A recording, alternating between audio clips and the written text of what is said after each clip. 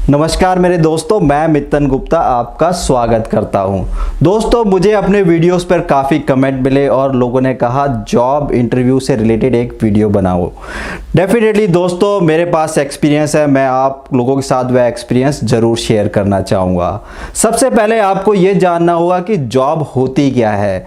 Job की जो definition है वो ये है कि आप अपना समय बेचते हैं और कंपनी जो है वो आपके समय के बदले में आपको एक तनख्वाह देती है, यानी कि आप अपने आप को बेचते हैं, यानी कि you are selling your self. और आपको ये कला आनी चाहिए कि आप अपने आप को कैसे बेचें। तो दोस्तों, मेरे पास कुछ एक पॉइंट्स हैं, मैं आप लोगों के साथ डिस्कस करूंगा और बताऊंगा कि आप किस तरीके से जॉब की प्रिपरेशन करें। आप किसी भी फील्ड में काम करते हैं, लेकिन जो फंडामेंटल्स हैं वो सभी के लिए सेम रहते हैं। तो सबसे पहला जो पॉइंट आता है वह आता है सीवी क्रिएट करना, यानी कि आपको अपना सीवी क्रिएट करना है। और इसके लिए क्या कीजिए, आप इंटरनेट पे जाइए और आप जिस भी डोमेन में काम करते हैं या जिस भी चीज़ के एक्सपर्टाइज है या जिस भी चीज़ में आपने क्वालिफिकेशन की है उससे रिलेटेड सीवीज इंटरनेट पे सर्च कीजिए। उसके बाद उन सीवीज की एक फोटो कॉपी निकालिए और फिर देखिए कि वो किस तरीके से आपके क्राइटेरिया में फिट होते हैं। और सीवी बनाते वक्त आप लोगों को आपको अपने हाथ से टाइप करना है। दोस्तों, मैं फिर से रिपीट कर दूं, अगर आप अपना सीवी बना रहे हैं तो आप लोगों को अपने हाथ से टाइप करना है अपना सीवी, क्योंकि जब आप अपने हाथ से अपना सीवी टाइप करेंगे तो आपको पता होगा कि आपने क्या कंटेंट उसके अंदर डाले हैं, यानी कि क्या लिखा है। क्योंकि जो भी आप सीवी में लिखने वाले हैं उसके बारे में आपको नॉलेज होना बहुत ज़रूरी है। और कम से कम 3 से 4 तरीके के सीवी बनाइए, क्योंकि अलग अलग जगह पर अलग अलग तरीके के सीवी चलते हैं। और जो भी जॉब डिस्क्रिप्शन है आपका सीवी के अंदर वो वर्ड्स होने चाहिए, क्योंकि सीवी जब भी सेलेक्ट होगा जब जॉब डिस्क्रिप्शन के वर्ड आपके सीवी के साथ मैच होंगे। सीवी बनाते वक्त आपको बहुत ही सावधानी बरतनी है दोस्तों, क्योंकि सीवी ही आपकी फर्स्ट अप्रोच है इंटरव्यू के लिए। अगर आपका सीवी अच्छा नहीं होगा तो आप वहीं रिजेक्ट हो जाते हैं। और सीवी 2 पेज से लेकर के 4 पेज तक होना चाहिए, इससे ज़्यादा नहीं होना चाहिए।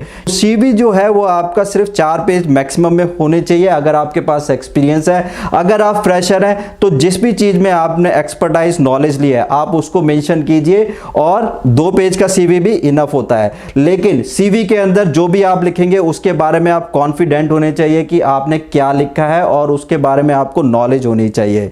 तो सीवी बनाते वक्त मैं फिर से बता दूं, सावधानी बरतनी है और जो भी पॉइंट्स लिखने हैं वो बुलेट्स में लिखने हैं, ओके। और सबसे इंपॉर्टेंट चीज, सीवी के अंदर कभी भी ग्रामेटिकल मिस्टेक्स नहीं होनी चाहिए। इस चीज का हमेशा ख्याल रखना, सीवी में ग्रामेटिकल मिस्टेक्स नहीं हो। सीवी वही हो जो आप एग्जैक्टली जानते हो। और कभी भी एटसेट्रा वर्ड का यूज नहीं करना सीवी के अंदर, क्योंकि एटसेट्रा में पता नहीं चलता कि आपको कितनी नॉलेज है। जो आपको नॉलेज है उसी के बारे में आपने सीवी में डिस्क्राइब करना है। सीवी जो है वो आपकी पहचान है दोस्तों। तो सीवी बनाते वक्त मैं फिर से दोहरा दूं, बहुत ही सावधानी बरतनी है और अच्छा सीवी बनाना है और डिफरेंट तरीके के सीवी बनाने हैं जिससे कि वह सेलेक्ट हो सके।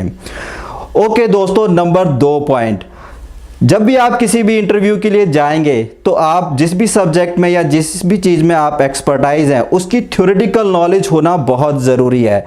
अगर आपके पास एक्सपीरियंस है तो डेफिनेटली आपके पास प्रैक्टिकल नॉलेज है, लेकिन प्रैक्टिकल के साथ थ्योरेटिकल नॉलेज होना बहुत ज़रूरी है। जो भी आपने सीवी में लिखा है, जो इंटरव्यू लेता है वह उसी से रिलेटेड क्वेश्चन करता है और आपसे फिर पूछेगा कि इसको किस तरीके से सॉल्व करेंगे या इसका क्या मीनिंग है। तो आपके पास अगर थ्योरेटिकल नॉलेज होगी तो आप उसका आंसर दे पाएंगे। इसलिए थ्योरेटिकली अपने एक्सपीरियंस और अपनी एक्सपर्टाइज के हिसाब से अपने आप को तैयार कीजिए, यानी कि अपने आप को वक्त दीजिए और थ्योरेटिकली अपने आप को तैयार कीजिए। नंबर 3 दोस्तों, नंबर 3, जब भी आप इंटरव्यू के लिए जाएं तो आप अपने दिमाग में ये सोचिए कि आप एम्प्लॉयर हैं, यानी कि अगर आप अपने आप को ये सोचेंगे कि आप एम्प्लॉयर हैं तो क्या होगा कि आपका इंटरव्यू देने का तरीका ही बदल जाएगा। क्योंकि जब आप एम्प्लॉयर की तरह सोचेंगे तो आप सोचेंगे कि आप अपने एम्प्लॉय से क्या चाहते हैं। तो जब आप अपने आप को एम्प्लॉयर सोच रहे हैं तो आप अपने एम्प्लॉय से क्या चाहते हैं, तो आप खुद भी जॉब के लिए अप्लाई कर रहे हैं, तो इसका मतलब है कि आप एम्प्लॉयर दोनों की तरफ सोच पा रहे हैं। जब आप ऐसा करेंगे तो आपको पता लगेगा कि आप अपने एम्प्लॉयज़ के साथ क्या चाहते हैं, तो आप अपने आप में इंप्रूवमेंट करना शुरू कर देंगे। तो हमेशा एम्प्लॉयर की तरह सोचिए जब भी आप इंटरव्यू देने जाएं। और नंबर 4 पॉइंट दोस्तों, फ्रीक्वेंटली आस्क्ड क्वेश्चन। जो इंटरव्यू के अंदर जो फ्रीक्वेंटली आस्क्ड क्वेश्चंस होते हैं उनको हमेशा आपने बहुत अच्छे से प्रिपेयर करना है। इस वीडियो के डिस्क्रिप्शन में वो क्वेश्चन आप लोगों को मिल जाएंगे, तो आप उनको तैयार कीजिए। जैसे कि सबसे पहला क्वेश्चन हर कोई पूछता है कि tell me something about yourself, या फिर इंट्रोड्यूस योरसेल्फ। तो ये क्वेश्चन जो है वो आइस ब्रेकेज क्वेश्चन है, यानी कि इस टाइम पर जो इंटरव्यूअर है वो ये जानना चाहता है कि आप किस तरीके से बोलते हैं, आपकी वॉइस में कितना कॉन्फिडेंस है। तो यहां से बातचीत शुरू होती है। तो इस तरीके के जो क्वेश्चंस है वो मैंने आपको बताया कि वो ऑलरेडी डिस्क्रिप्शन में मैंने दे रखे हैं बिलो इस वीडियो के, आप वहां से ले सकते हैं और उनकी तैयारी कीजिए। और नंबर 5 पॉइंट दोस्तों, अपना इंटरव्यू जो है वो अपने माइंड के अंदर पहले प्रिपेयर कीजिए। यानी कि जो इंटरव्यू में आपको लगता है कि ये क्वेश्चंस आ सकते हैं, तो उन क्वेश्चंस को अपने दिमाग में पूछिए और फिर उसके बाद उनका आंसर दीजिए। फिर उसके बाद बेस्ट तरीका यह है कि उसको आप एक पेपर पे राइट भी कर ले, यानी कि क्वेश्चन और आंसर, तो दोनों ही आपको पता चल जाएंगे कि इस क्वेश्चन का आंसर इस तरीके से दिया जा सकता है। तो इस तरीके से तैयारी कीजिए, यानी कि अपना इंटरव्यू अपने माइंड में ही पहले करके देखिए, जिससे क्या है आपके अंदर एक कॉन्फिडेंस बिल्डअप होगा। अब आपको लगे कि आप अपने क्वेश्चंस का आंसर अपने माइंड के अंदर दे पा रहे हैं अच्छी तरीके से, कंफर्टेबली। फिर आता है number 6 point, interview front of the mirror. यानी कि अब आप शीशे के सामने खड़े हो जाइए और अपना इंटरव्यू खुद लीजिए, जिससे क्या होगा कि आपको पता लगेगा कि आप किस तरीके से बात करते हैं। फिर उसके बाद आपका कॉन्फिडेंस और बिल्डअप हो जाएगा। फिर इसके बाद जब आप कंफर्टेबली मिरर के सामने बोल पा रहे हैं, फिर क्या कीजिए, आप आजकल सभी लोगों के पास स्मार्टफोन होता है, अपनी वॉइस रिकॉर्ड कीजिए, इंटरव्यू के क्वेश्चंस पूछिए, खुद ही आंसर दीजिए और फिर खुद ही सुनिए। तब आपको पता लगेगा कि कहां पर गलती है, क्योंकि आपसे अच्छा जजमेंट कोई नहीं कर सकता। आपको पता है कि आपकी वीकनेस कहां पर है, तो आप उन वीकनेस पे काम करेंगे और आपको फिर बाद में पता लगेगा कि आज डे बाय डे आपकी इंप्रूवमेंट होती जा रही है। तो हमेशा, और अगर हो सके तो आप अपना वीडियो भी रिकॉर्ड करके देखिए, क्वेश्चंस पूछिए और उनके आंसर दीजिए। तब आपको पता लगेगा कि कहां पर मिस्टेक हो रही है। जब अपनी मिस्टेक्स के ऊपर काम करेंगे तो आपके अंदर खुद ही इंप्रूवमेंट महसूस होगा और आपको कंफर्टेबली लगेगा जब आप इंटरव्यू के लिए जाएंगे। नंबर 7 पॉइंट दोस्तों, बॉडी पोस्चर।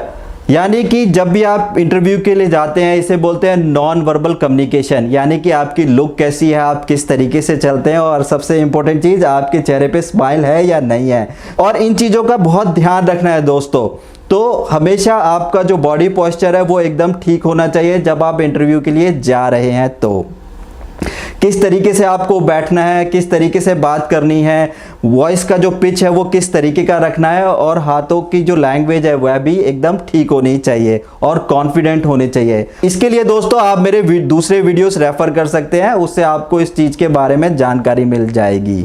ओके दोस्तों, नंबर 8 पॉइंट आता है लैंग्वेज ऑप्शन। अगर किसी इंटरव्यू के अंदर आपकी रीजनल लैंग्वेज का ऑप्शन है और आप अगर उसमें कंफर्टेबल महसूस करते हैं तो उसी लैंग्वेज को चूज कीजिए। अगर इंग्लिश ही ऑप्शन है या फिर कोई और लैंग्वेज ऑप्शन है तो आपको उसी लैंग्वेज में इंटरव्यू देना पड़ेगा।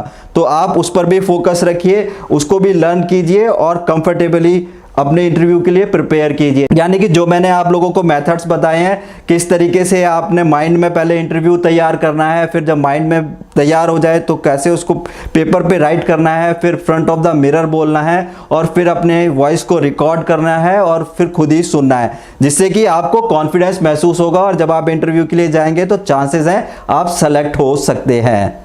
नंबर 9 पॉइंट दोस्तों, जब इंटरव्यू खत्म होने लगे तो इंटरव्यूअर जो है ना वो एक क्वेश्चन पूछता है, do you have any question for me. तो इस क्वेश्चन को जरूर यूज कीजिए, क्योंकि यहां पर इंटरव्यूअर ये जानना चाहता है कि आप कंपनी के बारे में क्या जानना चाहते हैं या फिर जॉब के बारे में क्या जानना चाहते हैं। अगर इंटरव्यूअर ने कोई क्वेश्चन पूछा और उसका आंसर आपको नहीं पता था तो वह क्वेश्चन भी आप इंटरव्यूअर से पूछ सकते हैं। क्या होगा दोस्तों, यहां पर आप क्वेश्चन पूछ रहे हैं और इंटरव्यूअर आपके क्वेश्चंस का जवाब दे रहा है। क्योंकि दोस्तों इंटरव्यू क्या होता है कि दो एक अनजान लोग आपस में बातचीत करते हैं एक पॉजिटिव रिजल्ट्स के लिए। तो लास्ट में जो क्वेश्चन आ रहा है वो आ रहा है आपके लिए, यानी कि अब आप क्वेश्चन पूछिए और इस अपॉर्चुनिटी को आपने मिस नहीं करना। क्योंकि जब आप क्वेश्चन पूछते हैं तो इंटरव्यूअर को ऐसा लगता है कि ये आदमी वाकई में ही इंटरेस्टेड है काम करने के लिए। इससे भी एक पॉजिटिव मैसेज आता है जब आप इंटरव्यू देते हैं। और नंबर 10 पॉइंट दोस्तों, अगर आप इंटरव्यू में सेलेक्ट हो गए तो इससे अच्छी बात और कोई नहीं हो सकती। अगर आप इंटरव्यू में सेलेक्ट नहीं हुए तो जब इंटरव्यू फिनिश हो जाए बाहर आइए और अपने आप से कहिए थैंक्स फॉर रिजेक्शन, यानी कि इस जॉब के लिए आप बने ही नहीं थे, आपके लिए कोई डिफरेंट जॉब बनी है। और ट्राई करते रहिए और डेफिनेटली आपका जॉब लग जाएगा। दोस्तों मैं यहां पर आप लोगों के साथ एक बात जरूर शेयर करना चाहूंगा। अगर आपकी जॉब लग जाए तो आप अपने दोस्तों को कभी नीचा नहीं दिखाएंगे, और अगर आपके दोस्तों की जॉब लग गई है तो आप अपने आप को कभी भी ये नहीं सोचेंगे कि आपकी जॉब नहीं लगी है और अपने आप को डिप्रेस नहीं करेंगे। दोस्तों कंटिन्यूसली ट्राई करते रहिए, एक ना एक दिन आपकी जॉब लगनी ही लगनी है। अगर आपकी जॉब नहीं भी लगी तो हो सकता है कि कहीं यूनिवर्स ने आपके लिए ऐसा तो नहीं सोच रखा कि आप दूसरे लोगों को जॉब दें। तो दोस्तों चिंता करने की कोई ज़रूरत नहीं है। जो मैंने आपको मेथड्स बताए हैं इन 10 पॉइंट्स को फॉलो कीजिए और मुझे पूरी उम्मीद है कि आप लोगों की जॉब लग जाएगी।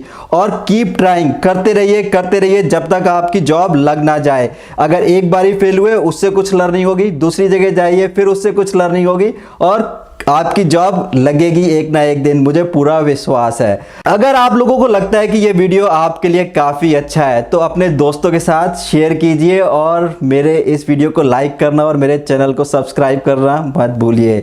मिलता हूँ अगले वीडियो में, आप लोगों का दोस्त मित्तन गुप्ता।